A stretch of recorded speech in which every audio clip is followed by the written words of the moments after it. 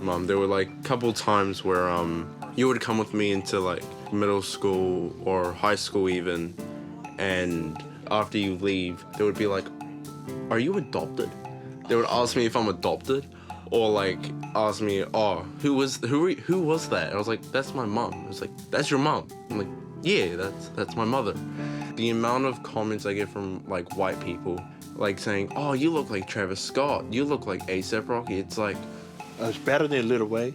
oh, People call me Lil Wayne, or I remember when I come and hear people, "Oh, that's your Bob Marley." yeah. What the? Yeah, and kids in my school would say, "Oh, your dad's Lil Wayne, eh?" And I'm like, they look nothing alike, Yeah. but all good.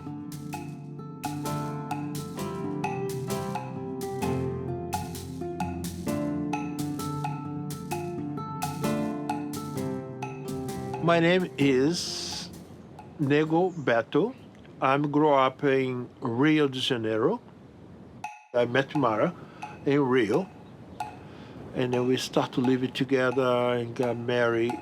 And then one day she said, "Oh, let's go to New Zealand, meet my family."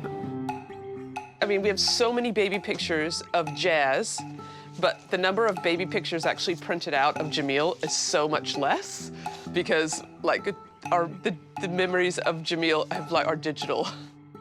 That's baby Jazz, that's baby Jamil. Look like same. I know, they're very, very similar. From when I can remember, I would always like hear music blasting from this room, and I would always come in and like hang out.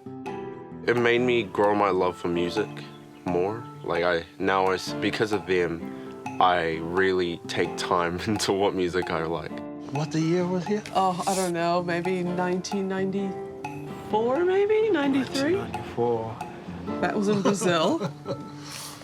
Look, my hair is very cool.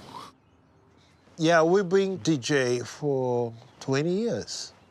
We play almost every weekend. On the summer, we do more than 2 gigs on a weekend, sometimes 3. But in the winter, we slow down a little bit and go to the studio for make some music. Rewind today, Mara. Rewind. Can you put in another song to say? Yeah.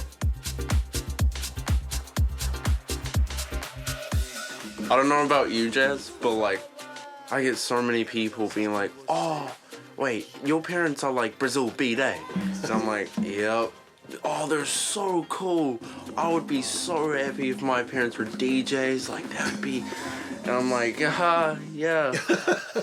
How about you help them sit up for like 3 hours and all that? But like, honestly, it is pretty cool.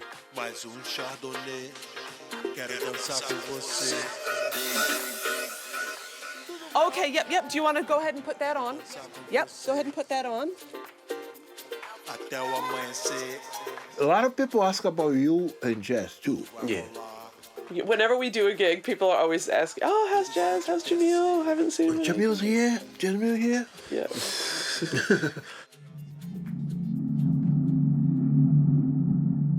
My father was a musician. My mother have my brother and me.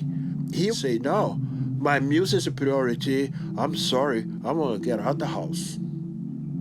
He don't want to have a family. He want to play music every night. But I learned that it was not cool because I suffer a lot because my mother was work in the morning, afternoon, and the night. She had teacher. She used to have 3 jobs for survive the life in Rio de Janeiro. For me, my kids was a priority more than my music. Now you guys grow up. You have your life, you have a job, you have whatever you want to do. I'm so proud, I was so happy. Now I start to come back and say, "Oh, I can do it more, my music, I can do more work." Growing up, it was definitely interesting because it was all like, "Oh, your parents must be, so laid back. They must, let you do all this stuff." And I'm like, "Oh, they're still parents." Like, just because what they do for a job, it doesn't make them any more lenient than the other parent.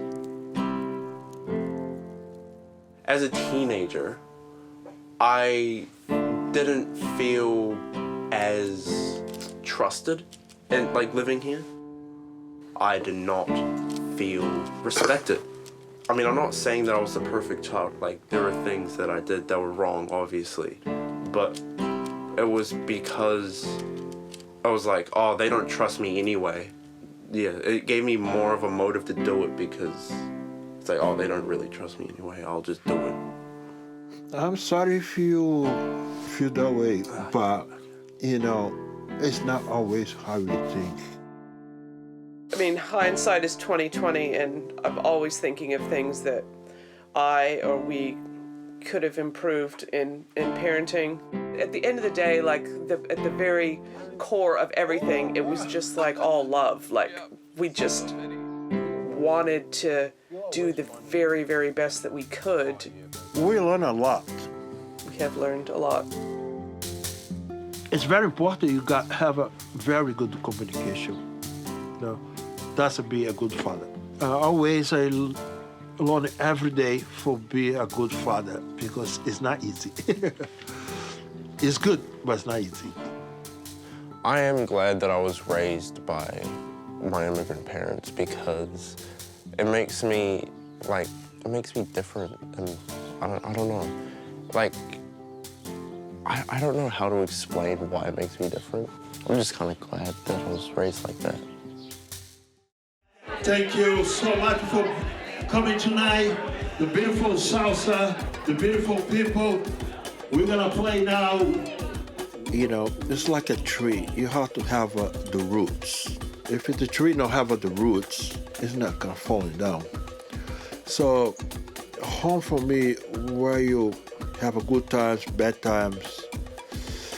And sometimes I got confused because I grew up in Brazil. I live in America for a little while, and now I live here 25 years or 26 years here.